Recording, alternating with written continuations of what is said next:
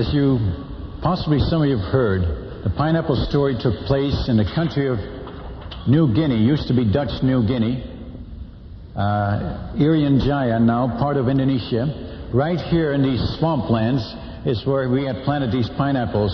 I tried to grow everything there, but nothing would grow. The ground, the sandy soil was so bad. And so I finally tried pineapples because I didn't know what else to try.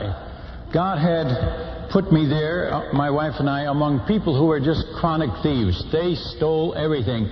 One day, one lady stood there and she had her necklace on the bottom of her necklace hung our only can opener. And we were so glad to get that thing back. You know, we were hacking cans open with machetes and it was a mess. My wife, being a nurse, she sterilized that thing good, and we got it back. One day she said to me, Otto, I can't find the diaper pins to keep the diapers on the babies, and the large slide pins. And one day there stood a group of women, and on their ears hung our diaper pins. And we were so glad to get them back, because, you know, what else do you do? The other day I heard of a rock group here in America which used safety pins on their ears. So I guess we're catching up with the jungle people here in America.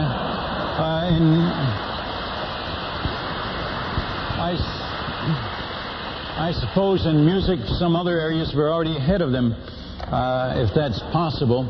But you know, they stole everything. And God sent me among those people, probably the greatest thieves on earth, to teach me the lesson that He wanted me to get, the lesson of Luke 14:33, where it says, whosoever he be of you that forsakes not all that he has, he cannot be my disciple. Now, I'm Dutch by birth. I was born in Holland, and us Dutch people hang on awfully tight to things we have. That's the way. It isn't my fault, really. My father was that way. I got it from him. And then I found out that he got it from my grandfather, so it really isn't his fault neither. But, you know, they call us stingy. You know, the word in their culture here was long-nosed, the word for stingy. The long-nosed white man, they called me. And the stingy missionary. And I was fighting for all that I had. I mean, I was taught, to fight back. I fought for everything. Like they stole my shirt. One guy, he's trying to sell me a fish. He had my shirt on. You'd think the guy would wear it somewhere else. I said, nobody else is wearing any shirts around there. And I said, hey, man, give me your shirt back first, and then I'll trade with you. They took everything. One time, one guy came staggering in. He couldn't see straight, and then I realized that he's got my wife's subscription sunglasses on. She hadn't missed him yet. Oh, it was crazy. He's staggering in like this. He doesn't know how to walk. He has no clothing, just glasses. And then he's staggering in, and I took them off his nose. I said, now you'll be able to walk home. And, they took everything. I'd go to the village with my box. I had a cardboard box. And when I went to visit them to learn language and so on, I just gathered up the stuff I found in their homes, got it all back. They called me the missionary with the box. I didn't like that, but I'd fill the whole thing up. I found stuff I hadn't missed yet. They'd say, one day I sat looking at this flashlight, and I thought, that's just like the one I got. Amazing that these people would have one like that. Then I went home and found that they'd just gotten it the day before.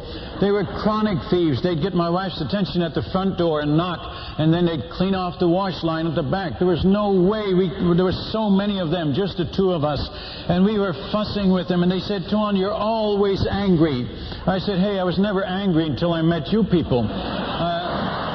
This is true. Anger had never really been my problem. I'd had other problems, but anger was never my problem until I met them. I said to them, hey, I could be a real good missionary if it wasn't for you people.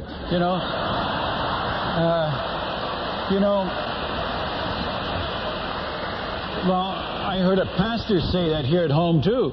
So you must, I could be a good preacher, pastor if it wasn't for my people. A teenager told me once I could pass my grades if it wasn't for my teacher. And then I suppose the man that said I could be a good husband if it wasn't for my wife. So you have natives around you, too. So really, I think you'll be able to understand my story. But they stole all my pineapples, and I didn't know what to do. I closed the clinic. I said, no more clinic. They said, you're going to eat all the pills yourself? I said, no. I said, but if you're going to have to make a choice. You either get pineapples or you get pills. If you keep stealing them, you won't get pills. Make a choice. And they kept right on stealing. They were chronic. They couldn't stop stealing. And so I closed the clinic, and they all went off to their... Well, no, they sat on my front porch with their headaches, rubbing their toe and give me some pills. And I said, hey, don't sit here hurting. Go sit on your own front porch, hurt there. That's where you eat the pineapples. That's where your head is going to hurt. And, they weren't happy with me. But by the weekend, they let their babies die. Can you believe it? Blamed us, the stingy white man, the long-nosed white man, won't give us any medicine. And this grieved our hearts, of course, and we quick opened the clinic again and thought, well, let's forget about the pineapples. Let them have it. Have the pineapples. We'll live, and save their lives. And so we endeavored to do this. And 2 or 3 weeks went by, and it was time to weed the garden again. They said, Tuan, your garden needs weed. Let me weed it all, And I said, hey, if you're going to eat all the pineapples, weed it yourself. But finally, I paid them to weed it, and I thought I'd try something else.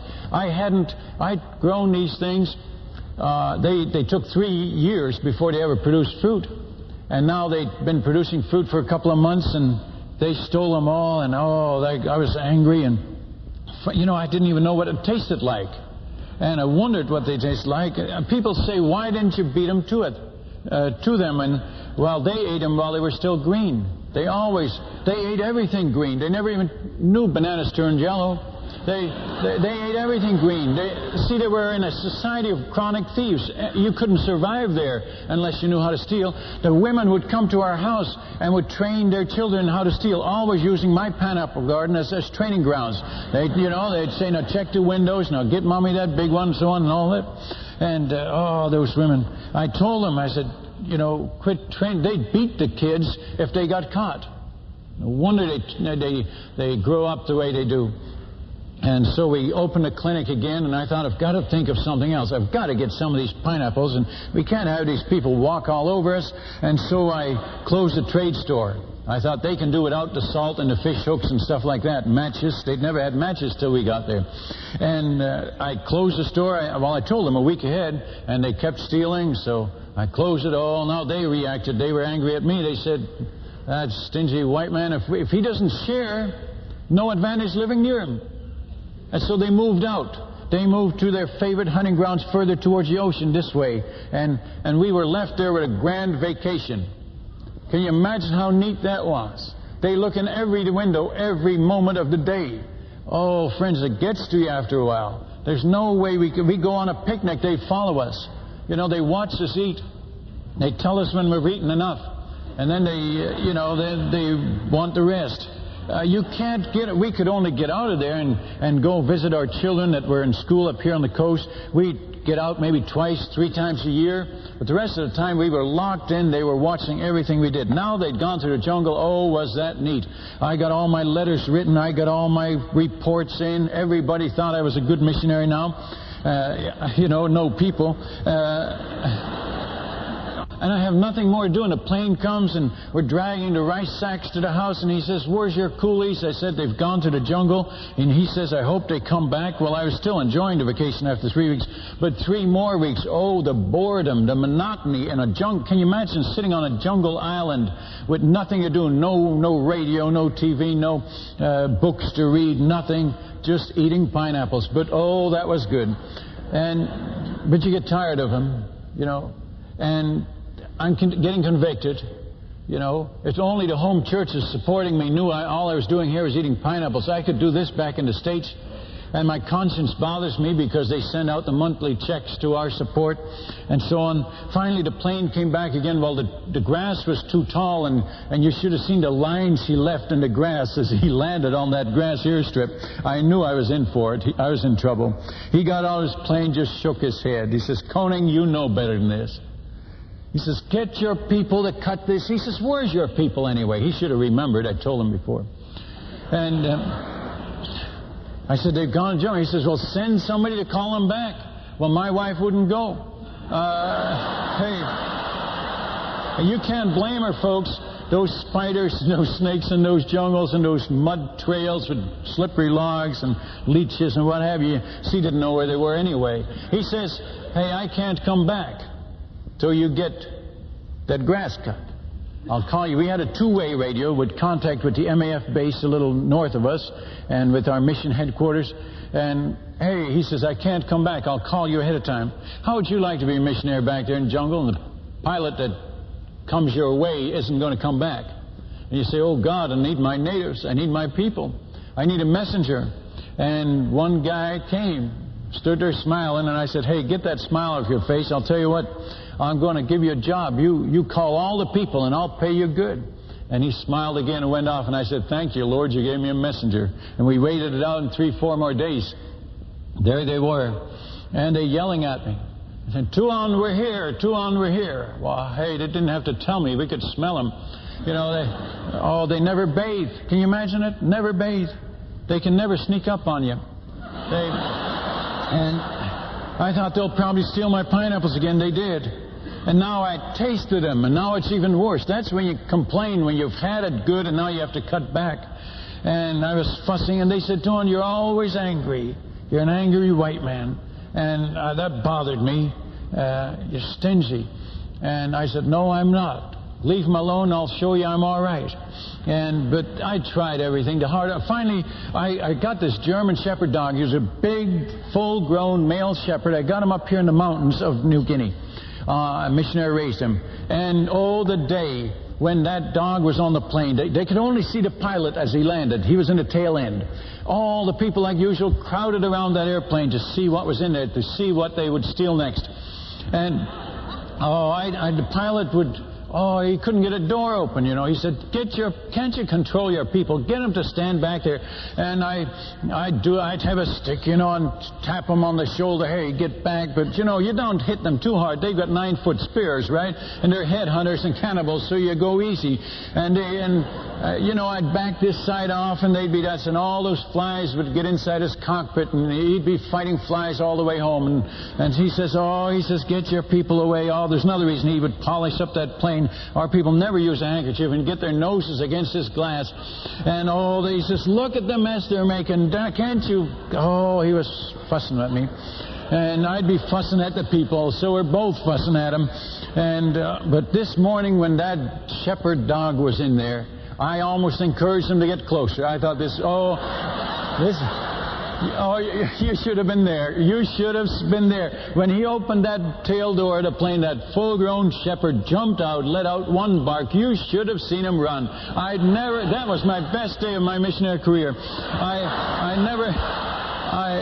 They ran, and the dog, you know, they were up on my roof, up in the coconut trees. They were everywhere, and it was unreal. And the dog did his job. No more pineapples were stolen. I thought, I've got it. You know, I've beat him finally.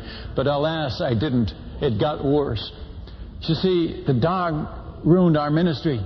Nobody came loitering around our mission station anymore. My wife had a clinic 200 feet away. And she says, Otto, get rid of the dog. I said, why? She says, come over to the clinic. Well, it was true. All those 100 people, an average of 100 people, would crowd in on her. Nobody wanted to be on the outside when the dog got loose. See? They'd yell, and I'd tie up my dog with this vine, but he could chew himself free in 20, 30 minutes. And one day, you know, they would yell at my wife, quick, you know, me first, quick. Look, he's chewing the vine, he's going to come. And she says, they're all pressing up on me. I haven't got elbow room. I can't work with them. She says, they're driving me up the wall. I'm going to be nervous breakdown. She says, I can't carry on like this. Well, she says, I'm bending all the needles on them. They're so tense by the time they get. And so she was right. One day I saw the dog get loose. You won't believe this. Tore off with a piece of vine hanging on his neck. Tore off towards the clinic. And all of a sudden those sick people weren't sick anymore. They'd bring him in on stretchers and they run home. Now, can you believe that?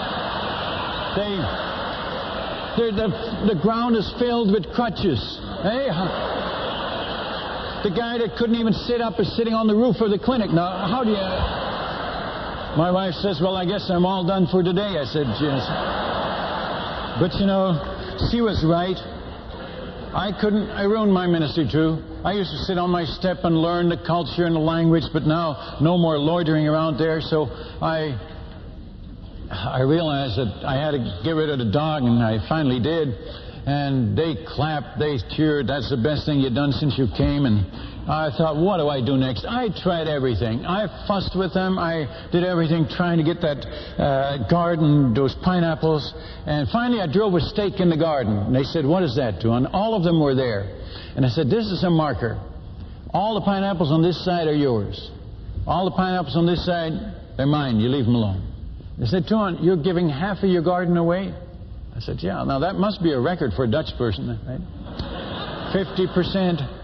Hey, I was losing it anyway, so really, if you're losing it anyway, you might as well give it away, isn't that right?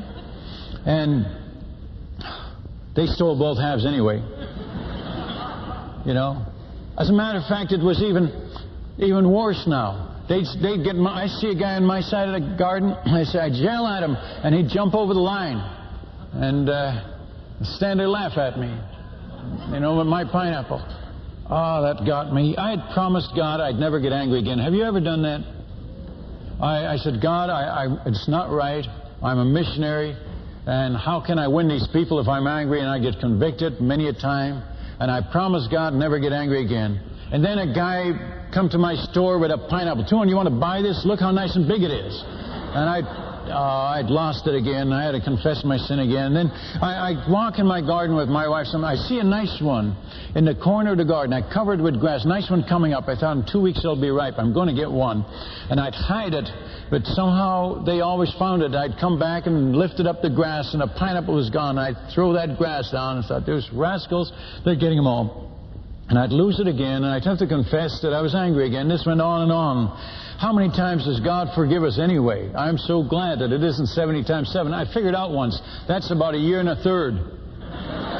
You know? Boy, if He stopped, then many of us be in trouble.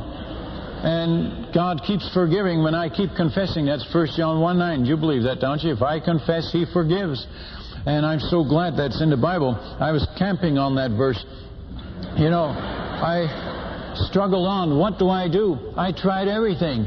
And finally, I found out that the guys who were stealing them were the guys that had planted them. And you know what they said? My hands planted them. My mouth eats them. They're mine. I said, no, they're mine. Can you see us standing in the garden? He's yelling at me. They're mine. And I'm saying, hey, I said, look, I bought this garden from the chief.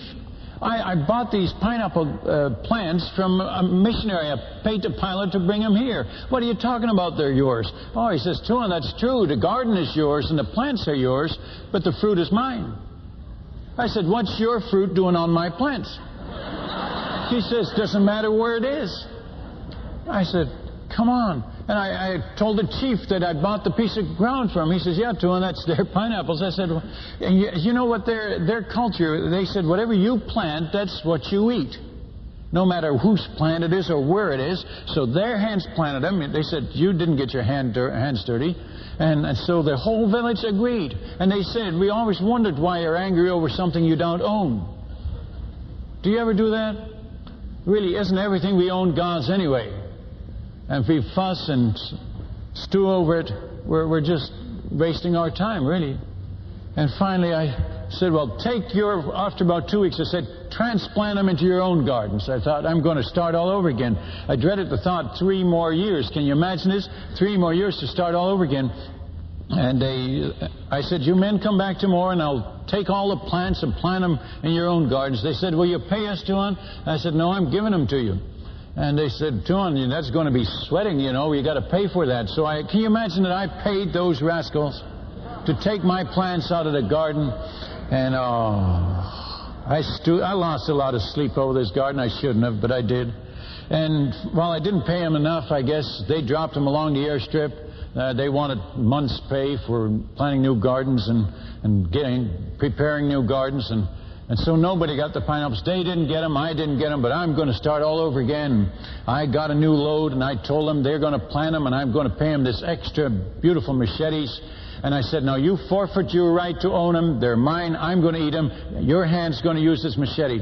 And so they all of a sudden all wanted to plant them. And a year goes by, and I said, do you still have those machetes? I said, don't lose them. If they lost the machetes, I'd lose my garden. It was a very shaky, risky thing. I didn't have pineapples to worry about now. Now I worried about their machetes. They said, get locks on your doors. Well, they didn't even have doors yet. You know, and but I was so glad to get out of there. I was going on furlough. And, I promised my wife I'd never come back, and she promised me the same thing. And we told God we'd go anywhere but to those thieves. And, you know, have you ever said to God, I'll go anywhere but there? You know, what does God say? You know, He'll hold you right to it. Don't say it. Don't say it. Because He'll say He wants to make the choices in our lives, you see. And it was soon after that I attended the seminar right here in Chicago at McCormick Place, the basic seminar. I was sitting up in the balcony, and that second night, Bill talked the whole night on right. Now that's a long night on fighting for your rights, because all I could think of was that crazy garden back there halfway around the world, way there above Australia. And the longer he talked, the more miserable I got. He said, give your possessions to God. God takes good care of His property. And I thought, I never thought of that. And then he said, whatever you give to God with the right motives, you'll never lack in that thing. And that's so true, and it's so scriptural, because if you give it to God, He's in control. And whatever He's Lord of, whatever He controls, He does a better job than we can. And I've proved that. I can't get away from pineapples now. Everywhere I go, people actually think I like them. Everywhere, you know, whatever you give to God, you'll never lack. This is very, very true. But he went on. He said, the people you fight with, you'll never be able to win for Christ. Oh, that grieved me. I thought, that's right. Here, people have died on that mission field, and I was their missionary, and they're lost forever in a Christless eternity in hell. And they're lost, and all I was doing was fighting for pineapples while they were going into eternity. And I was so grieved. I didn't think God would ever forgive me, but He did. He'll forgive you no matter what you do. Isn't that true? And I sat there, I was grieved, and I was weeping up there in the balcony. Bill didn't know I was there. And others wondered what this guy was weeping over. And he said something else. If you keep fighting for your rights, you'll destroy your own health. And I'd done it. My nerves were bad. I was on tranquilizers. Missionaries shouldn't be on tranquilizers now, should they? And I was on them, and my health was bad. And I was hurting. And he says, you'll destroy your health. And I said, God, I've already done it. And when he gave the invitation, how many need to put something on the altar tonight and give it to God? Boy, I think I raised both of my hands. I said, God, it's your pineapple garden. You do whatever you want with it. And the peace of God filled my soul. And I walked out of that seminar as if I had a burden lifted that, my shoulders were never broad enough to carry.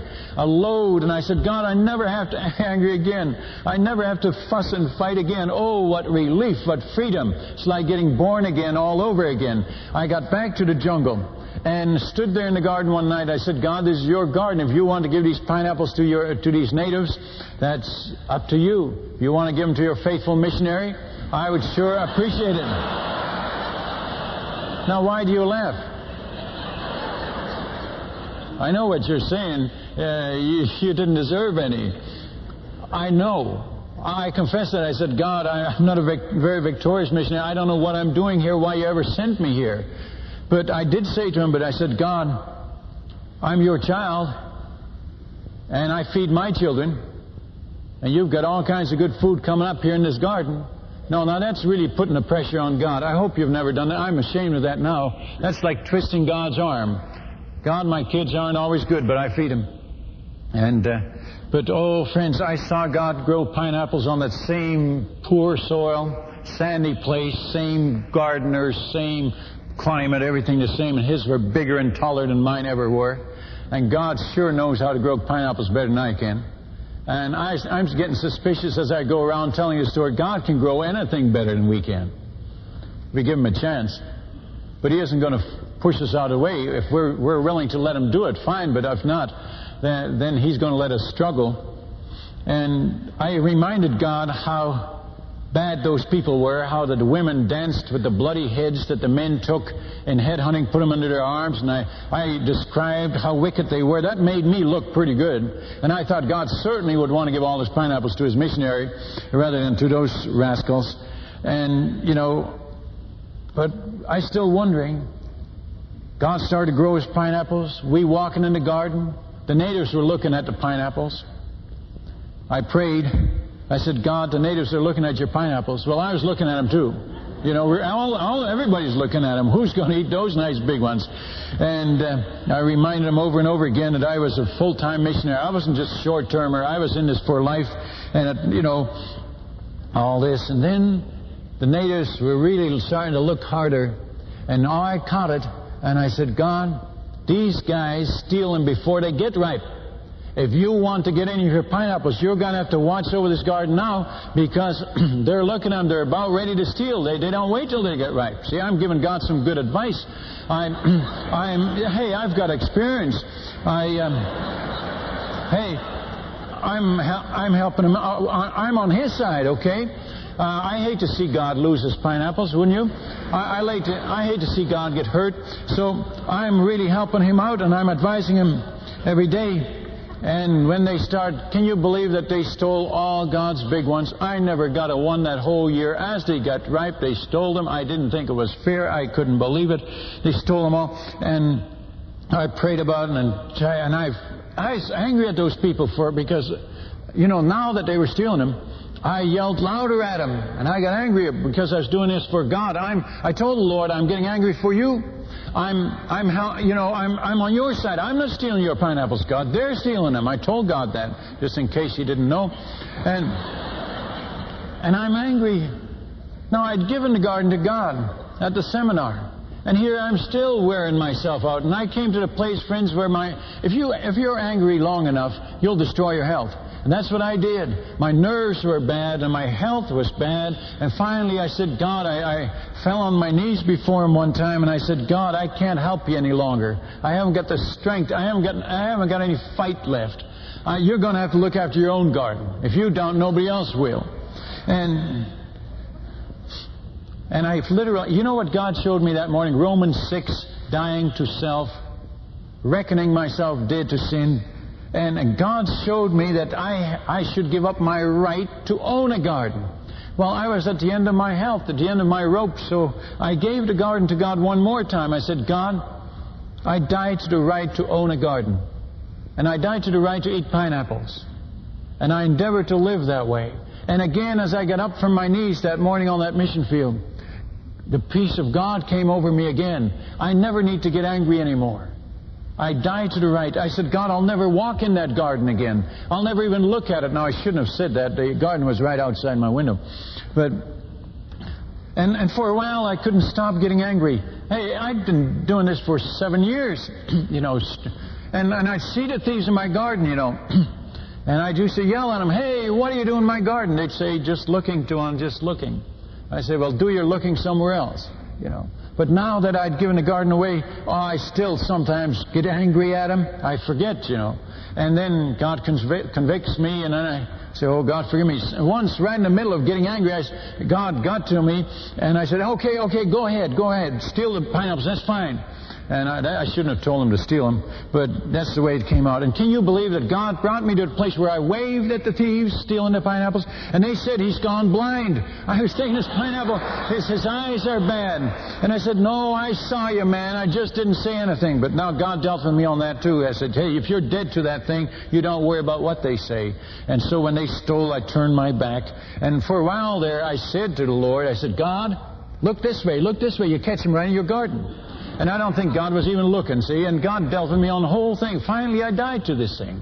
And I'm not fighting anymore. And this is when this group of natives stood there. Haimo, a very intelligent fellow, said, Tuan, you've become a Christian, haven't you? And, that's devastating. I said, why do you say that, man? He said, you don't get angry anymore he changed the day, when they steal your pineapples. I said, does that make me... He says, yeah, Tuan, you're a Christian now. I thought, what about all the other good things I've done here? I've knocked myself out for these people trying to help them. Doesn't that count? No, they only remember when you blow it. You ever notice it?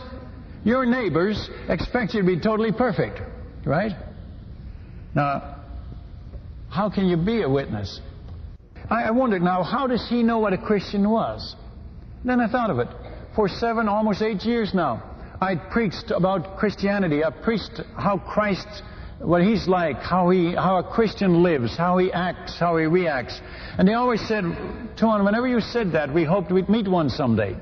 You see? Now that's the difference between our walk and our talk, right? I'm preaching at them, but they're watching me get angry, and my message is nullified. And so here he stands, he says, Tuan, why don't you get angry anymore? I said, I don't need to get angry anymore. I gave the garden away. Oh, you should have given it to me, he said.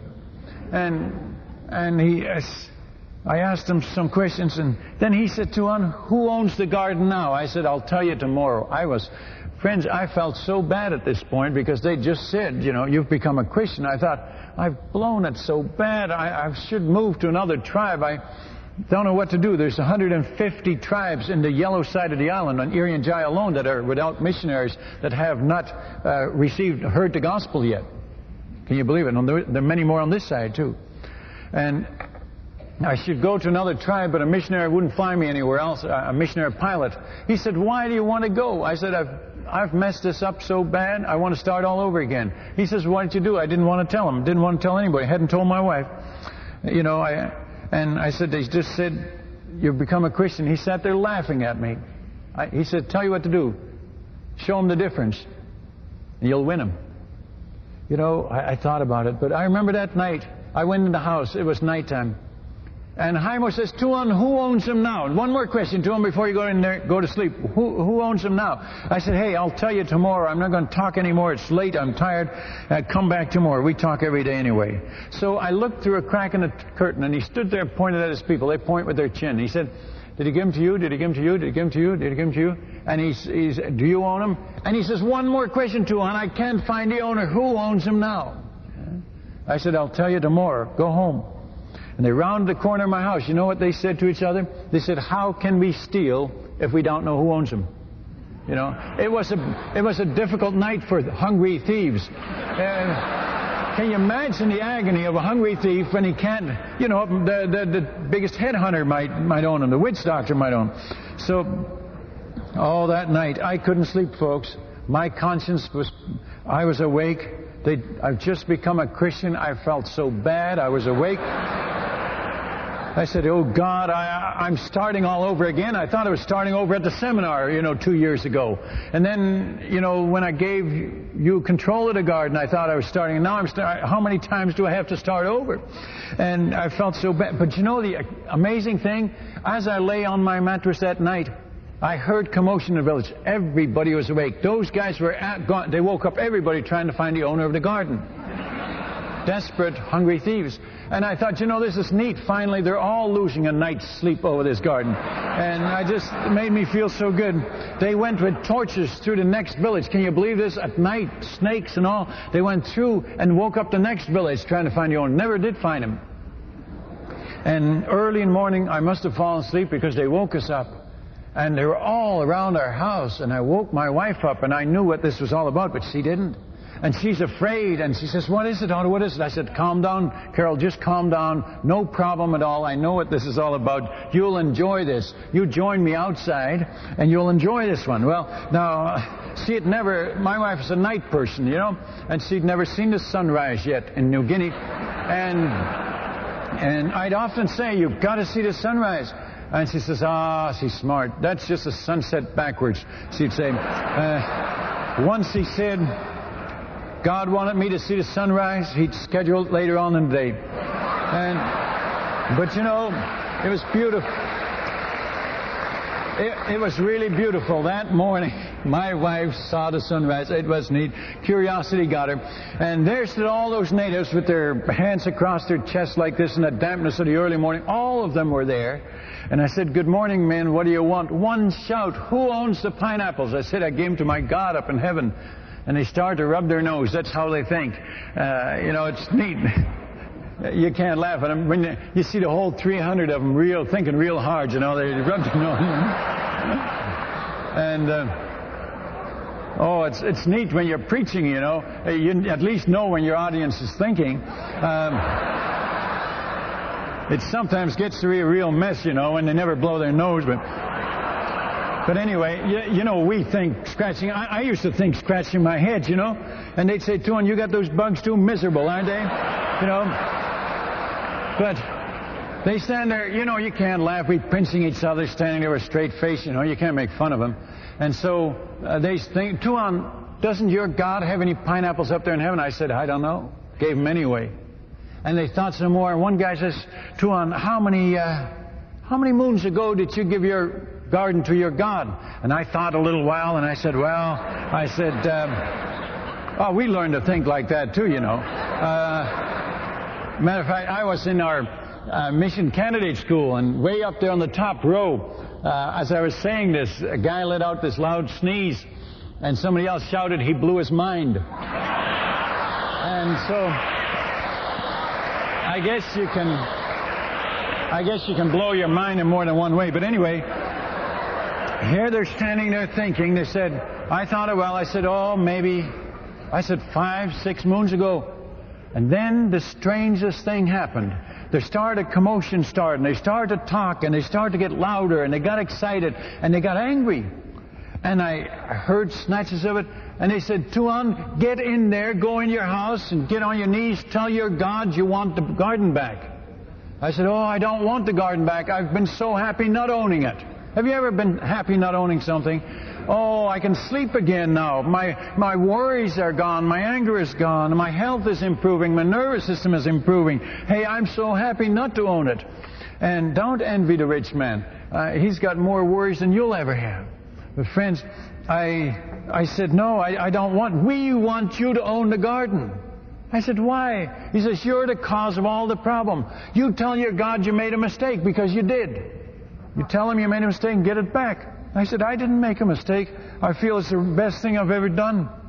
They said, oh, Tuan, but you did make a mistake. I said, why are you saying this? Well, you're the cause of all the problems. They'd had powwows, they'd had talks, they'd offered witchcraft to the demons. You know why? Because nothing was going right in the village. After I gave my garden to God, everything started to go wrong for them because they were touching God's pineapples, and He can take good care of them.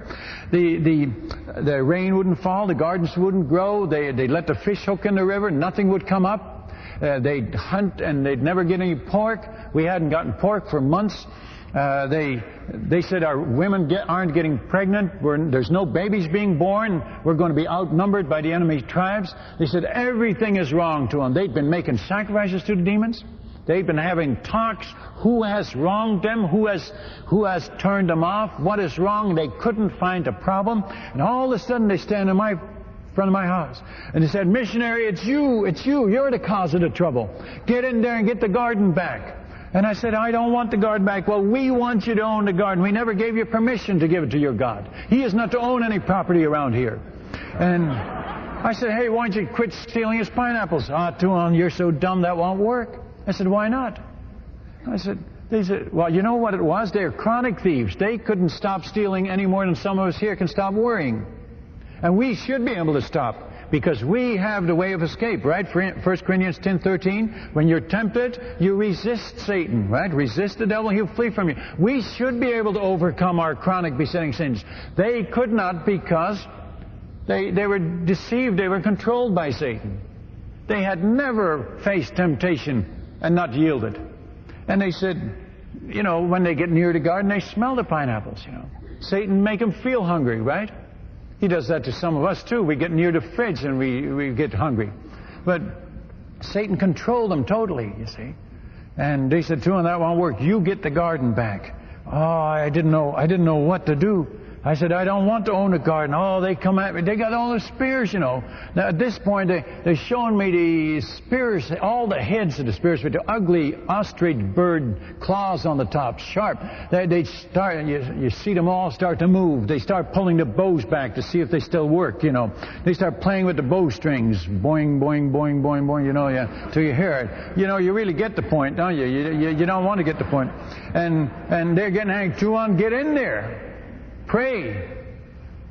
And my wife says to me, I thought you said this was going to be funny. It wasn't funny anymore. I did some quick praying, and God gave me a name, Haimo. That's very sharp native. I said, Haimo, where are you? I want to talk to you. And Haimo comes out of the crowd. And he stood there and laughs at me. I said, Haimo, why are you laughing? He says, Tuan, you can't be a Christian and own the garden at the same time. And I said, Haimo, you're right. Now, what was he saying? This verse that had troubled me. Unless you forsake all that you have, you can't be my disciple. Discipleship means lordship. You can be born again and fight for your rights. But you can't be his disciple, because if you're his disciple, then he's your Lord, then he's Lord of all. And only lordship, when he's your Lord, that's a Christianity that witnesses to others. That's a Christianity that shows. The others see, and they say, you can't be a Christian and own a garden, you'll be an angry white man again. And I said, Haimo, you tell them. And they were getting angry. And you know what they said at this point? They said, Tuan, we give you the privilege of living with us. Oh, brother. You know, they thought I'd gone all over the world and found the nicest people anywhere and live with. That's where they thought that. I said, Haimo, you try to talk to him. And I step out of the way, you know. And they're looking at him. He says, quiet, all you people. He says, hasn't this Tuan been a nice Tuan to live with since he's become a Christian? But if we make him take the garden back again, he'll be an angry white man again, a miserable fella. Why don't we let him own the garden? And they said, Haimo, you're crazy. If he owns the garden, if his God owns the garden, well, then we'll die. Haimo, you're going to starve too. And they're all getting angry at him now. He says, hey, just a minute. He says, look, if you can't leave those pineapples alone, walk the other path. You can get to the river the other way. You don't have to go by his house here. You know what he was saying, the equivalent he was saying? Like we say, if you've got a problem with alcohol, don't go by the tavern. That's what he's saying. He says, you won't smell them, you won't even know they're there. Let his God own them. Then he can be a Christian. I said to Haimo, I really want to be a Christian, Haimo. I've so enjoyed being a Christian.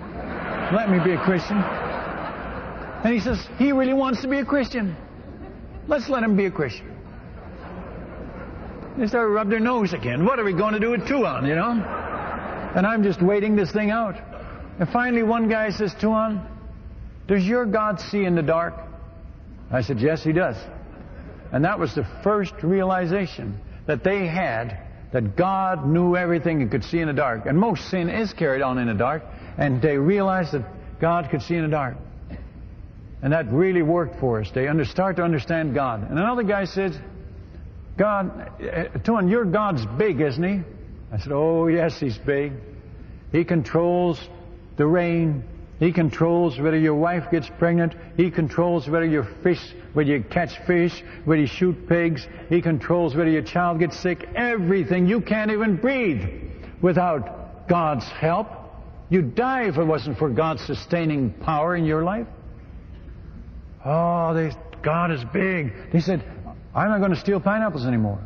And about half of the crowd quit stealing because they're afraid of God.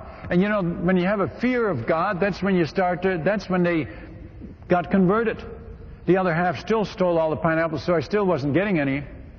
But they brought them to my store, and I bought them from them.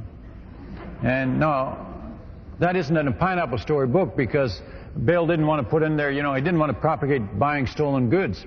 And you can understand that, and he was right. But I thought, well, God's given them to them, so maybe I can buy them. But the strangest thing happened now. Out of the group of people that weren't stealing anymore, and they came to me and they said, we're not stealing anymore, Tuan, your God's too big. I said, good for you. I said, now you ought to be a Christian. I was trying to win a church, and these people became converted. And I started to train these preacher boys. And one morning, they woke me up early, and they said, Tuan, come out here. And I came out, and I said, what's this? And they had all these pineapples laid on the front porch. And they said, Tuan, take them in the house. It's not right for our people to steal your pineapples. Take them in the house. I said, what do you mean by this? They said, Tuan, we can't watch them anymore. We're going to the jungle for a while. And so I said, what do you mean? You know what they'd been doing? The preacher boys had taken turns watching the pineapples at night. snakes, mosquitoes, and everything, while I was sleeping, and I didn't know it, without pay. They're guarding the pineapples because it wasn't right that their people would steal my pineapples.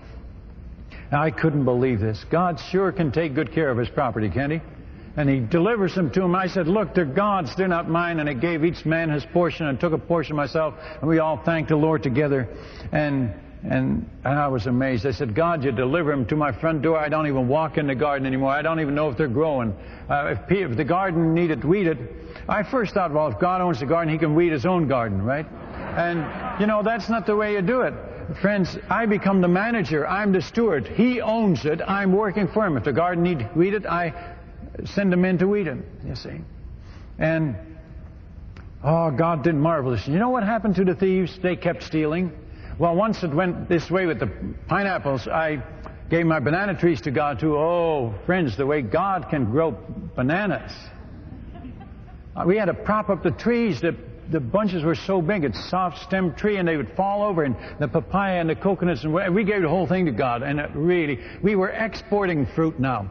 The MEF plane would come and we'd load it up and I'd send it to other missionaries and they'd say, where'd you get this beautiful fruit? How is it that you got assigned to the paradise of the South Coast? You know, I mean the Garden of Eden. What did you do to deserve this? It wasn't a paradise until I gave my fruit trees to God and everything. And they say, how do you keep your people from stealing them? And I could share with them, give your possessions to God. God takes good care of His property. And I could share with them this whole principle of yielding your rights and surrendering your rights. But friends, an amazing thing happened at this point. The thieves were still stealing them. And the preacher boys caught on. Inevitably, when somebody stole, something would happen in his house. Somebody get sick, house would burn, his chickens would die, something would happen. God would have the pressure on him. And the preacher boy said, have you been stealing the 2-ounce fruit? And they'd say, yeah. He'd say, oh, that's why. His God's on you. He's big. And they'd walk. And all these thieves started to get afraid. Every time it happened. You know what we found on the front porch? We found bananas and pineapples and stuff brought back overnight. The curse had gone on. The pressure was on. And they brought it back hoping that it would be lifted. You see. And now we're finding everything. Everything they ever stole from us we found on our front porch. That's how God got it back to us. You see. And it was unreal. And friends, the pressure was on to the place where they didn't want to steal anymore. They're afraid. And they said, And you know, I didn't know what to do. I couldn't even get guys to weed the garden anymore. They didn't want to get in God's garden unless they die, you see. And now I'm going on vacation. I had to be away 3 weeks. And I said, now look, when I'm gone, take the fruit. Use it. It's yours. I can't eat it. It's all, I turn it over to you. As long as I'm gone, it's all yours to take. Don't let it rot on the trees. Don't let it fall off the trees. I'd come back 3 weeks later and the fruit was rotting under the trees. And it was rotting on the trees. I said, why didn't your people eat it? You need it so much. Tuhan, you saying it is one thing, but you're God. He's something else. He's big. You see? And I couldn't believe it. Now I couldn't get rid of it. Hey, let God have control of your things. You'll never lack. I was exporting it. If the planes didn't come, I'd carry it to the village. Here, eat these bananas. Some guys wouldn't even eat them till I took a bite first, and then they'd eat the rest of it. But this kind of thing, I couldn't believe it. God sure can take good care of His property. And you know, this is the way it is all the way around this circle. Notice here, the altar in the center, all these areas of our lives.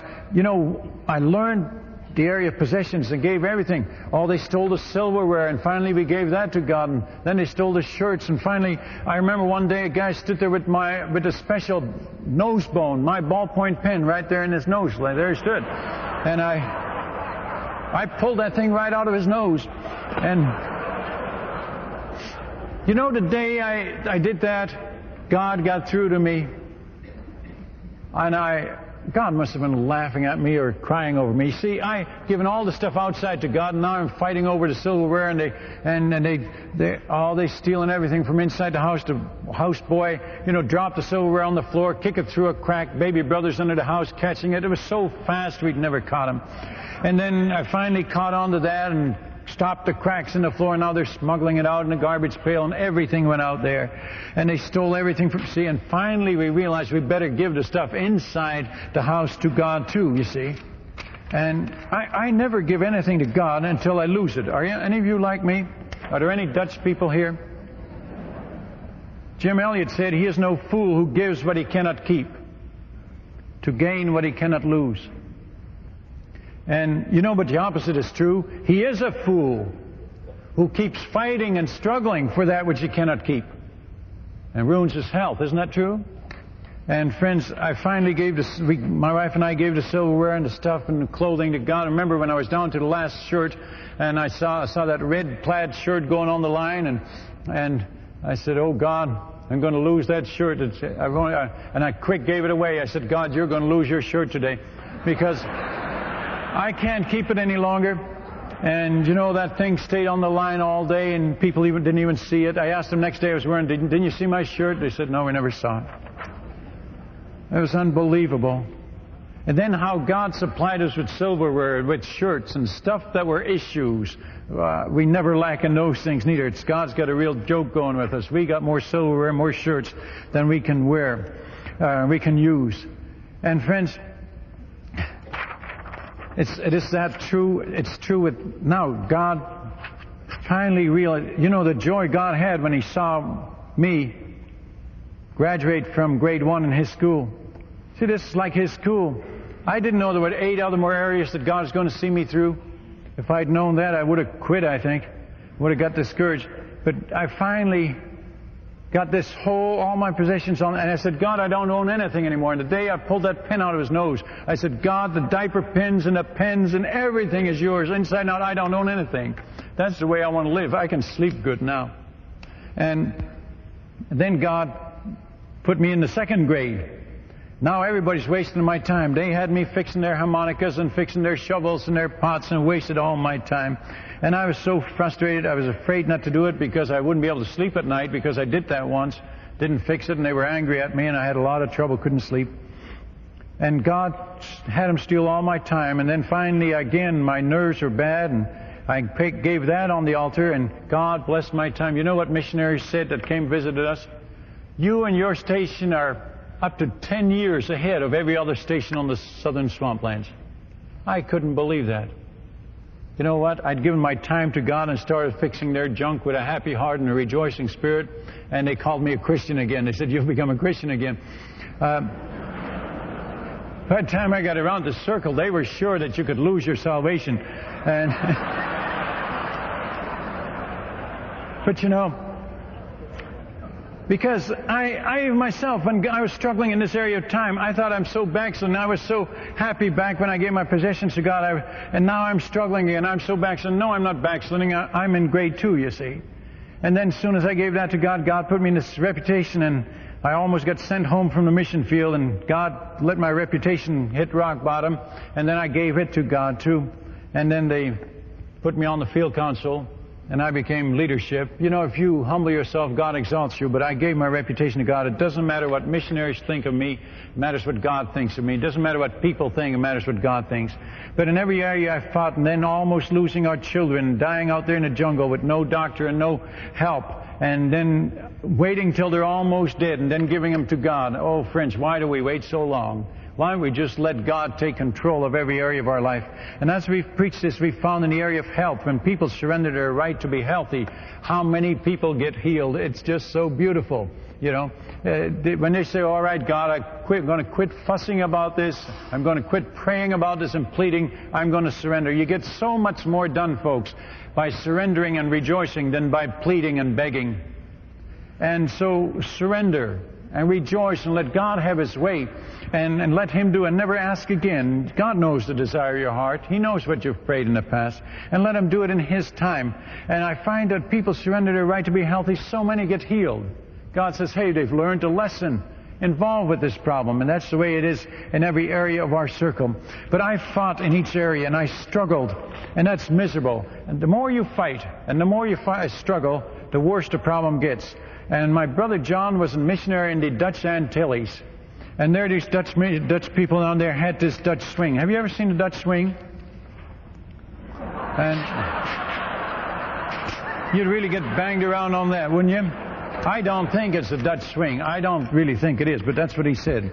And then he says, 2 engineers came from Holland and they solved the problem.